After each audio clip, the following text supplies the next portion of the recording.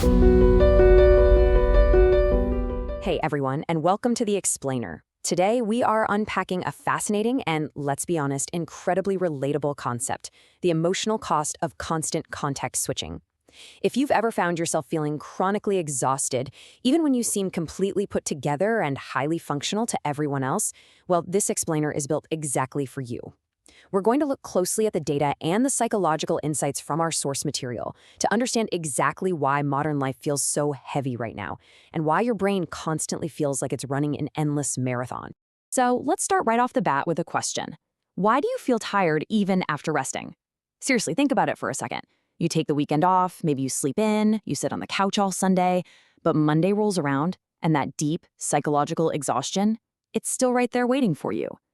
This is a massive hidden tension for so many of us. You just naturally assume that physical stillness should equal mental recovery, but for some reason, the math just isn't mathing anymore.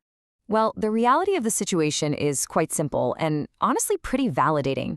You are not lazy, you are overloaded. Listen, if you take only one thing away from our explainer today, let it be this powerful distinction right here. The issue you're experiencing is not a lack of discipline. It's sustained overload without sufficient psychological recovery. We really need to completely shift our perspective away from self-blame and guilt. Okay, let's move into section 1, the myth of rest, focusing on high-functioning exhaustion. There's this super common misconception out there that burnout means someone is weak or somehow incapable of handling their life.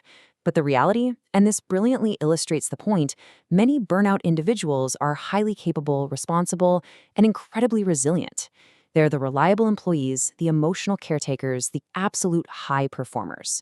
You're likely functioning perfectly on the outside, showing up every single day, while internally, you're dealing with immense fatigue. You are literally surviving through continued competence. So, what happens when these high-functioning people finally try to take a break? Well, rest alone doesn't fix burnout if chronic overload and psychological activation continue. Taking a day off or just sitting quietly simply does not work if the underlying environmental demands haven't changed at all. You can't just power down your body for 24 hours and expect to magically heal if your brain is still plugged right back into the exact same overloaded socket. Which brings us to section 2, the cost of context switching, or as we like to call it, the invisible threat. This invisible threat is known as chronic cognitive fragmentation. It is the mental exhaustion caused by continuous context switching, interrupted attention, and rapid prioritization. Just think about your average hour.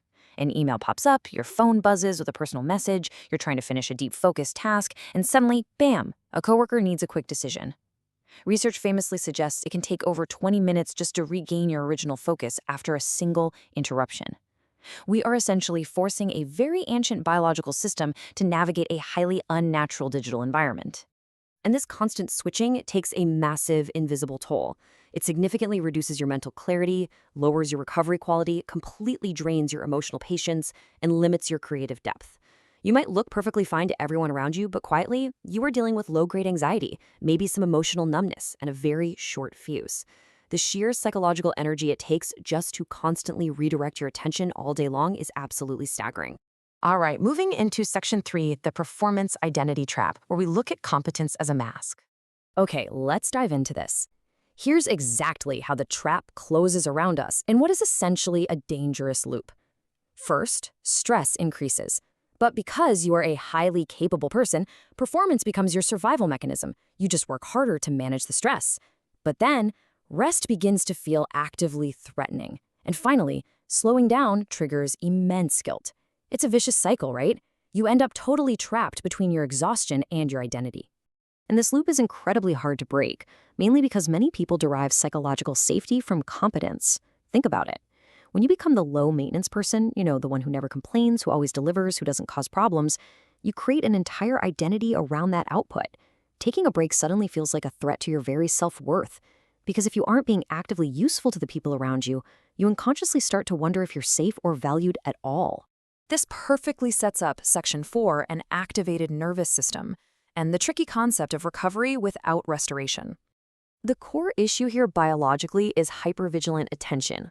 Our modern environment has literally conditioned our brains to scan constantly, to anticipate the very next interruption, and to remain mentally prepared at all times. Because of endless notifications, remote work expectations, and a culture of just constant digital availability, your nervous system never actually goes off duty. You're always braced for the next ping, which means your brain never fully powers down. And that brings us to the fascinating link between dopamine and mental agitation. Constant novelty trains the mind toward stimulation, making actual stillness feel actively uncomfortable. Have you ever tried to just sit in complete silence and immediately felt the urge to reach for your phone? Yep, that is this dynamic in action. Information saturation leads to a state where actual quiet triggers restlessness, boredom, and even anxiety rather than peace. Ultimately, rest just becomes passive exhaustion instead of actual restoration. You might be technically resting, maybe you're binge watching a show or lying in bed scrolling, but your mental load remains completely unresolved. Your attention is still totally fragmented. We are inactive physically, sure, but psychologically, we are still totally exhausted. Let's wrap up with Section 5, a systems problem: why burnout is not a personal failure. Look, our modern environments have very specific, exhausting expectations. They explicitly reward responsiveness over depth, availability over recovery, output over sustainability, and urgency over reflection. We're constantly adapting to systems that rarely stop asking for more.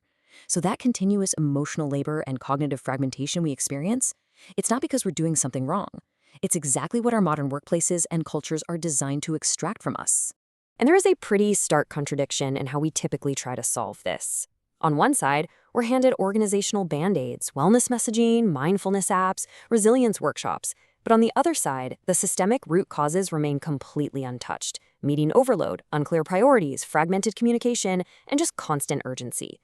Organizations are attempting to help people survive systems that they completely refuse to redesign. It's literally like putting a tiny band-aid on a bursting pipe. So the crucial point is, the conversation absolutely must shift from employee well-being to organizational sustainability. Cognitive overload and burnout aren't just personal HR problems. They're serious operational and safety issues. When cognitive overload destroys decision quality and emotional exhaustion kills collaboration, the entire system is at risk. Make no mistake, it is a structural issue, not a personal one. As we close out, I want to leave you with a provocative question. Why does modern work feel psychologically unfinished? Really think about how your attention is pulled apart daily, how your competence might just be masking your exhaustion, and how the systems you navigate constantly demand your cognitive fragmentation. I really hope this explainer has given you a new language for the pressure you might be feeling and sparked a deep curiosity to keep questioning the invisible demands of your day. Thank you so much for joining me, and remember to keep protecting your inner room.